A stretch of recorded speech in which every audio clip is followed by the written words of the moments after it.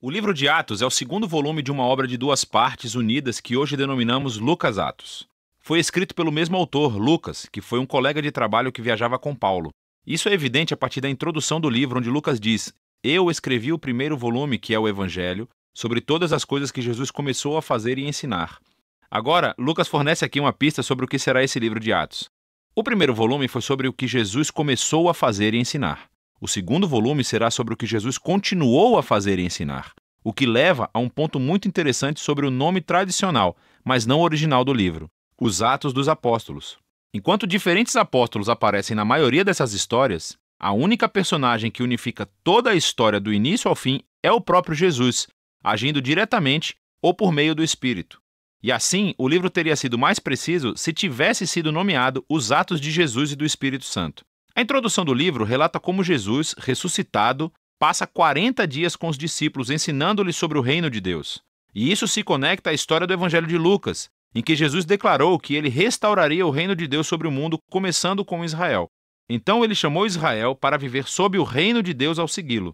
E ele foi coroado rei quando desistiu da sua vida, e depois venceu a morte com o seu amor. E assim começa o livro de Atos com o rei Jesus ressuscitado, ensinando os seus discípulos sobre a vida no seu reino. Então, ele promete que o Espírito virá em breve e eles serão imergidos na sua presença pessoal. E isso cumpre uma das principais esperanças dos profetas do Antigo Testamento, que no reino messiânico a presença de Deus, seu Espírito, viria e moraria entre o seu povo em um novo templo e transformaria os seus corações.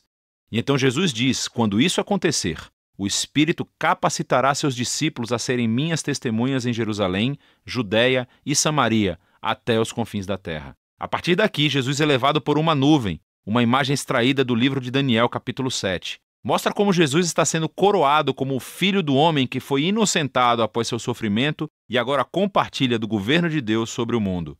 E ele promete que um dia ele voltará. Os principais temas e o modelo do livro de Atos fluem diretamente a partir desse capítulo de abertura. Essa é uma história sobre Jesus conduzindo o seu povo através do Espírito a irem pelo mundo inteiro, convidando todas as nações a viver sob seu reino. E então, a história começará com essa mensagem sendo divulgada em Jerusalém, e depois pelas regiões vizinhas da Judéia e Samaria, repletas de pessoas não judias, e depois de lá, para todas as nações até os confins da terra. Esse vídeo se concentrará na primeira metade do livro. Então, a seção que se concentra em Jerusalém começa com os seguidores de Jesus aguardando pela festa de Pentecostes, quando todos esses peregrinos judeus de todo o mundo antigo estavam na cidade.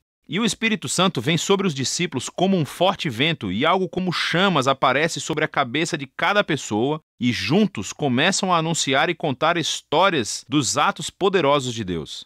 E eles começam a falar nessas línguas que não conheciam antes, mas todos os que estavam reunidos conseguiam entender tudo perfeitamente. Para compreender o que Lucas enfatiza na história, é crucial entender as origens dessas imagens no Antigo Testamento. Então, primeiro, o vento e o fogo são uma alusão direta às histórias sobre a presença ardente e gloriosa de Deus enchendo o tabernáculo e o templo. E também está relacionado com as promessas proféticas de que Deus viria e viveria no novo templo do reino messiânico por meio do seu Espírito. Aqui em Atos, a presença ardente de Deus vem habitar no meio do seu povo, não em um edifício. Lucas está dizendo que o novo templo prometido pelos profetas é a nova aliança da família de Jesus, o povo de Jesus, o que se relaciona à segunda coisa que Lucas está tentando dizer aqui.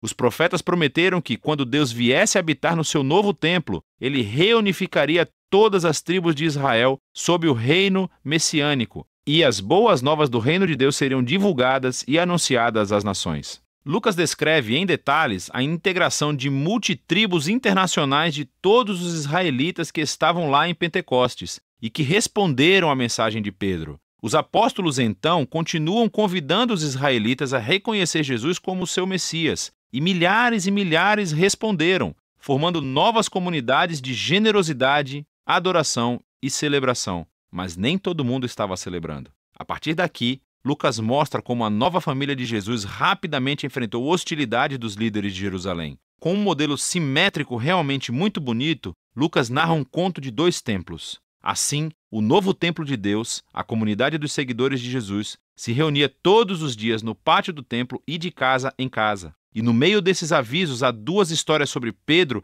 e os outros apóstolos que estavam curando pessoas nos pátios do templo e foram presos pelos líderes do templo, seguidas cada uma por um discurso de Pedro clamando que Jesus é o verdadeiro rei de Israel. E no centro de tudo, há essa história sobre os seguidores de Jesus doarem bens e propriedades para um fundo comum a fim de ajudar os pobres.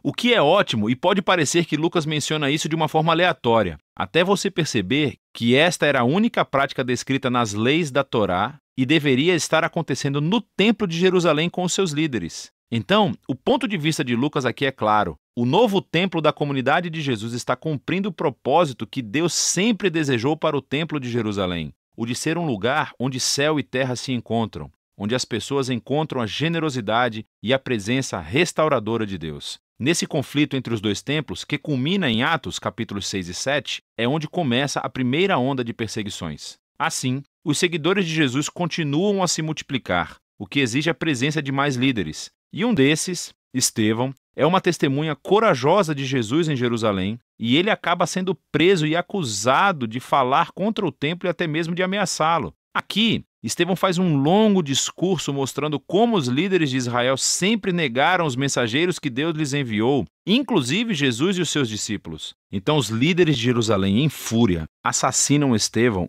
e iniciam uma onda de perseguições contra os seguidores de Jesus, o que expulsa a maioria deles da cidade. Contudo, isso tem um efeito paradoxal. Lucas mostra como essa estratégia, na verdade, se tornou um meio pelo qual o povo de Jesus agora é enviado à Judéia e Samaria. Nessa sessão, Lucas reúne um conjunto diversificado de histórias que mostram como a comunidade de Jesus, em sua maioria judaica e baseada em Jerusalém, tornou-se um movimento internacional e multiétnico. Então, primeiro vem a missão de Filipe em Samaria. É a terra dos inimigos odiados de Israel e muitos deles vêm a seguir Jesus. Em seguida, temos a conversão de Saulo de Tarso, mais tarde conhecido como Paulo.